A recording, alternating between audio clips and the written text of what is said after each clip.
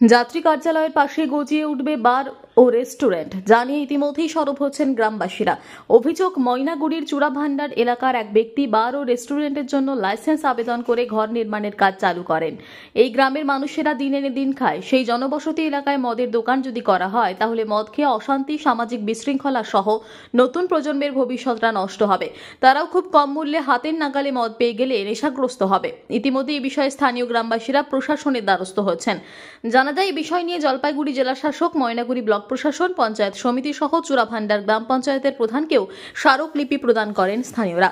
স্থানীয় বাসিন্দা মেঘলাল মণ্ডল বলেন, ঘরের পাশেই বার ও রেস্টুরেন্ট যদি তাহলে আমাদের ভবিষ্যৎ তো শেষ, কিন্তু বাচ্চা কাচ্চাদের ভবিষ্যৎ কি হবে তা নিয়ে চিন্তিত। স্থানীয় বাসিন্দা অসীম রায় বলেন, জাতীয় সড়কের বাসস্ট্যান্ডের পাশেই একটি গজিয়ে উঠছে বার ও রেস্টুরেন্ট।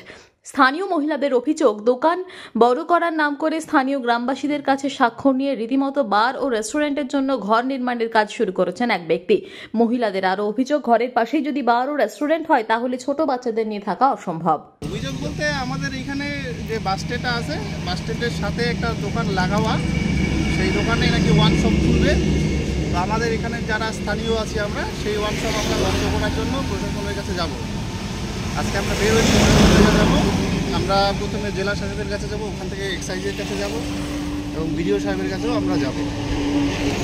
তো যদি পদক্ষেপ না মেলে প্রশাসন থেকে, তো কি করতে যাচ্ছেন এরপরে? পদক্ষেপ বলতে প্রশাসনের কাছে আমরা আমাদের ফর্মালিটি মেনটেন করব। প্রথমে এখানে যদি হয়, আমাদের যে সমস্যা অনেক আছে, যেমন বাচ্চা যারা আছে পড়াশোনা করছে তাদের সমস্যা হয়, সন্ধ্যাবেলা এখানে উৎপাত হয়, বহিরাগত মানুষদের উৎপাত হয়।